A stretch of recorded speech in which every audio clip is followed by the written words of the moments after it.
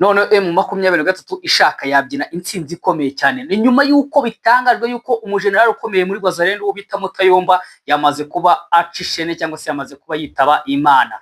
Turetse yuko uyu mugabo yazonze M23 ariko akakaya tuvugana impundu ni zose mu babyeyi batuye mu bice bigiye bitandukanye M23 nimo yagenda igenzura, ndetse no muri M23 indani bamaze kumenya amakuru yuko uyu mugabo yamaze kuba yacishe cyangwa se yamaze kuba yakwitaba Imana nyuma yuko Wazalendo yagiye bisha. Ese byagenze bite? Ese urupfu rw'uyu mugabo nyuma yuko arashwe na M23 byagenze bite? Ese yararwariye hehe?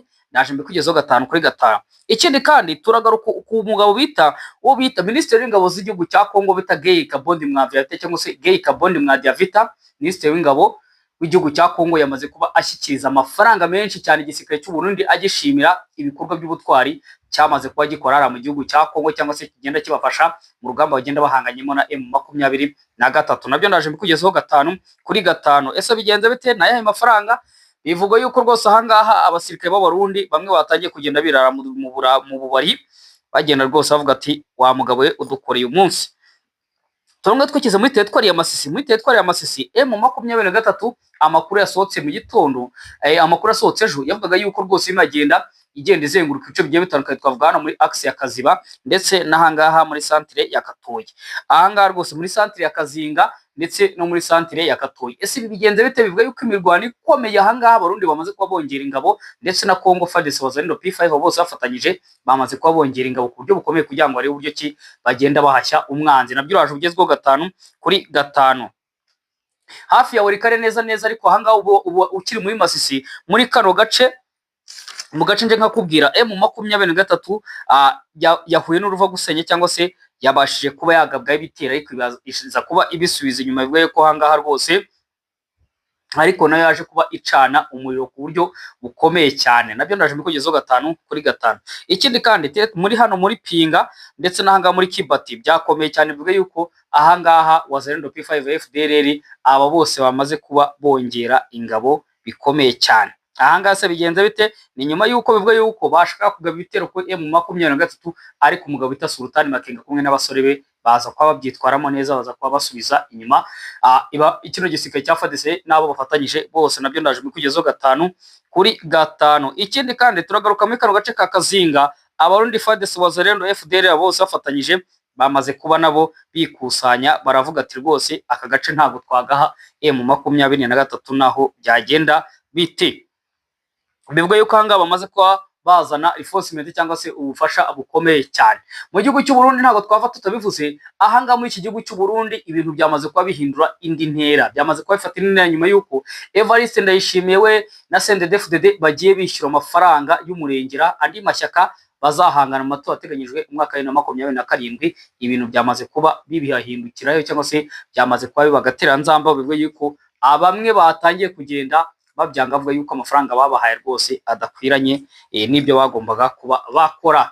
Turagaruka mu ishyamba ryo mu Kibira. Ese Imana kutegurirwamo ibiki ahangaha mu Kirundo, ahangaha hose muzaca ibitoke nyuma yuko ahangaha mu Burundi hagiye hafatwa n'inkongi zigiye zitandukanye. Bivuga yuko bamwe batangiye kugenda bafungwa. Nabyo ndaje mbikugezeho 5 kuri 5. Nyaboneka ni bugeze hano kamadina nisigure ku bantu kuko murareba ku mwanjye ntago meze neza, naye maze igihe ndwaye cyane yuko rwose umuntu adateguza indwara. Niyo mpamvu mutayaga mubona amakuru cyangwa se hashize iminsi 2 mutemo murabona amakuru, ariko amakuru mbonye akanya mvuye mu burindi hanga ndavuga ati rwose abantu banjye ntago nabura kutayabagezaho, ntago nabura kutayabagezaho nubwo indwara rwose itari yandekura, ariko ndacyatanaze cyangwa se ndacyari mutaraga. Niyo mpamvu mbyutse kugira ngo mbagezeho amakuru.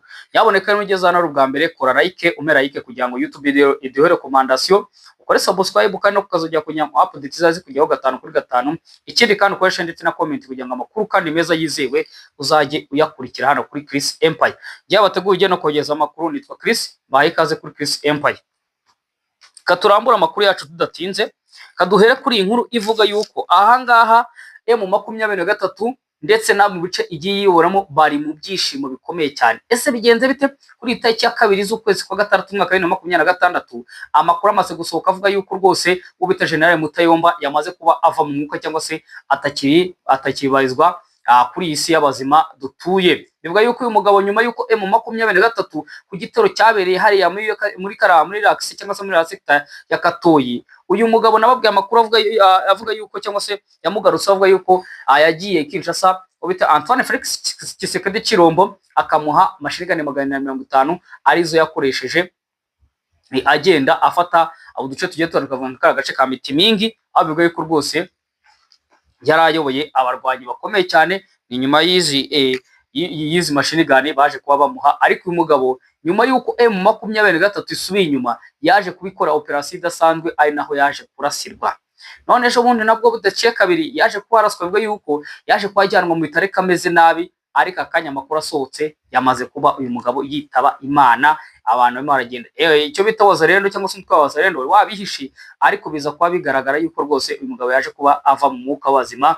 Ku ruhande rwa M23 nabonye abantu benshi bigenda bibashimisha, yaba abaturage bazagoma, yaba abaturage ba Bukavu, yaba abandi bose bagiye batandukanye, bivuga yuko rwose umugabo yagiye akora ibikorwa bitari byiza habe na gatoya, kugenda ahungabanya umutekano w'abaturage ndetse no mu bice bigiye bitandukanye. Intare za Sarambwe na MDP twirwanaho cyane cyane mu Minembwe, nabonye abagore bishimira urupfu rw'uyu mugabo bita General Mutayomba waruyoboye umutwe wa Wazalendo.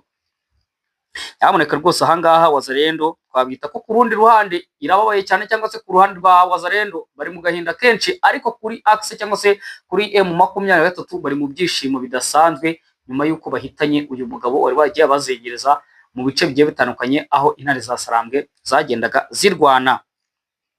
Simbizi niba uyu mugabo uba yaragiye yica abantu bangana gutya azajya mu ijuru cyangwa se azajya kuzima, ariko ngiye nta muntu ncira urubanza. Imana yonyine niba izi aho umuntu agomba kwerekeza bitewe n'ibikorwa aba yarakoze.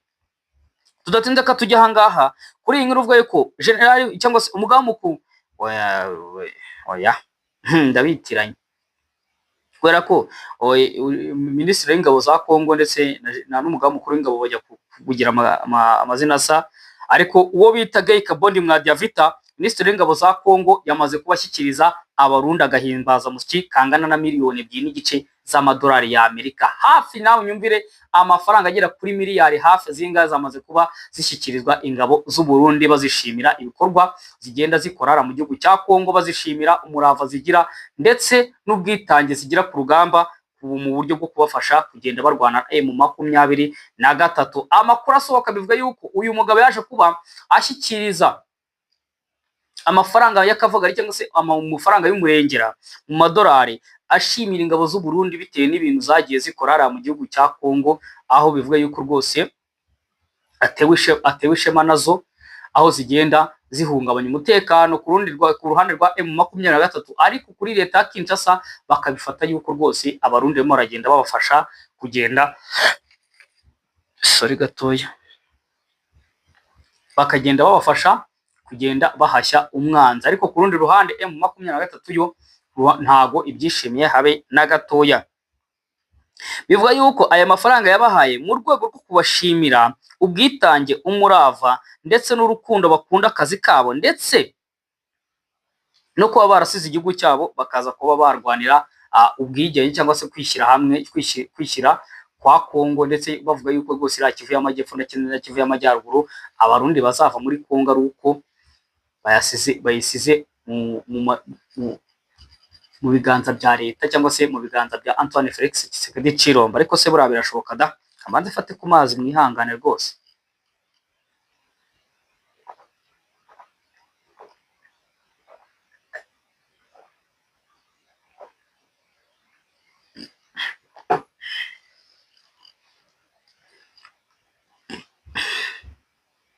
Ikindi kandi bivuga yuko aya mafaranga yamaze kubateza ibibazo mu gisirikare cy'u Burundi.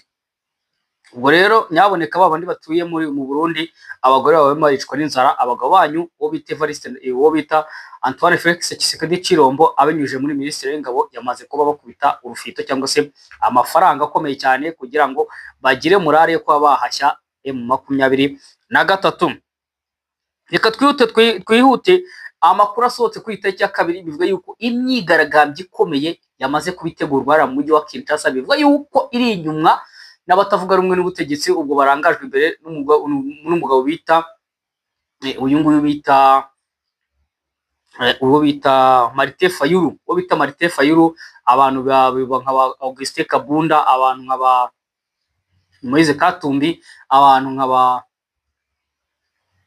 Seti Kikuyu, ndetse n'abo bita ba Derisi Sanga. Abo bose bivuga yuko rwose bari inyuma y'iyi myigaragambyo, bivuga yuko ahangaha baje kubamenamo amafaranga.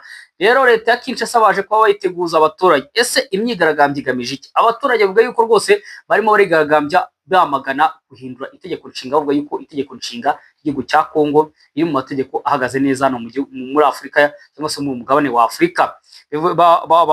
Bagenda bavuga amagambo akomeye, bavuga yuko rwose nta kintu na kimwe cyakwerekana yuko itegeko nshinga ryahinduka, cyane yuko itegeko ryabo riri mu mategeko akomeye hano muri Afurika, ndetse nta n'impamvu batanga ikomeye ivuga yuko bagomba kuba bahindura itegeko nshinga. Muri imyigaragambyo yabaye hari Kinshasa, yarabaye ibiro bya leta cyangwa se minisiteri yagiye atandukanye, inyubako bakoreramo bagiye barazitwika.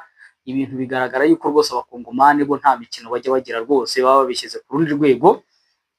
Babivuye yuko rwose abakongomani b'i Kinshasa nabo bamaze kuba babona yuko uyu mugabo bita Antoine Felix Tshisekedi Tshilombo, perezida w'igihugu cya Kongo, niyongera gufata intebe y'ubutegetsi cyangwa se niyongera gufata ubutegetsi bw'igihugu cya Kongo, bose bazajya mu kaga. Niyo mpamvu batangiye kugenda bahaguruka bagenda bamurwanya ku buryo bukomeye cyane.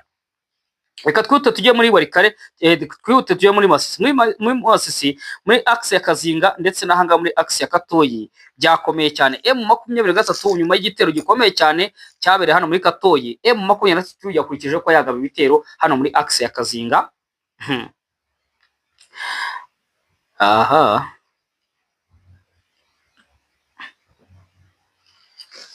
ibintu byamaze kuba bifata indi ntera, bivuga yuko ahangaha nyuma yuko M23 igiye irwanira mu duce tugiye dutandukanye ndetse ikanigarura uduce tugiye dutandukanye, hari hakurikiyeho ino centre ya Kazinga. Tutse yuko ino centre ya Katoyi yamaze kuyizengurukwa n'intare za Sarambwe mu mirwano ikomeye cyane muri kitondo cy'itariki ya 2 z'ukwezi kwa gatandatu mwaka 2025. Byamaze kuba bigaragara yuko rwose M23 idafite guhagarara habe na gatoya cyane, 5 kuri 5. Bivuga yuko ahangaha M23 yaje kubigabwa ibitero, ariko iza kuba ibisubiza inyuma 5 kuri 5, aho bivuga yuko baje kuba bavansa bagenda bava hano muri centre ya Katoyi berekeza hano muri centre ya Kazinga. Y'imirwano ikomeye yaje kuba yaduka, cyangwa se yaje kuba ikomeza kuba yaba 5 kuri 5. Ikindi kandi bivuga yuko ahangaha abarundi Wazalendo P5 FDL bose bafatanyije bagiye bamena ikintu biti ngabo hano muri centre ya Katoyi, avuga yuko badateze na rimwe kuba batakaza iyi centre, ndetse M23 ikomeje kugenda igira umuvuduko, cyangwa se ikomeje kugenda igenda ku muvuduko wo hejuru, igenda yigarura uduce tugiye dutandukanye. Ikindi kandi bivuga yuko ahangaha imirwano ikomeye yaje kwaduka asaga ku isaha y'isa 9 n'igice kugeza ku isaha y'isa 11 zifunze. Urumva yuko byaye mu rukerera, aho imbunda nini, imbunda ntoya, ibifaru, amadrone byose byaje kuba bifashisha muri uru rugamba. Bisa kwa bigaragara yuko intare za Sarambwe zari y'amavubi, ndetse no ku ruhande rwa axe cyangwa se no ku ruhande rwa FDL Wazalendo P5 abarundi ndetse na FARDC nabo bari y'amavubi, ruza kwa rubuya gica. Ariko M23 bite na technique isigaye ikoresha hano mu rugamba, iza kuba ihabavana, iza kuba ibatsimbura iberekeza inyuma.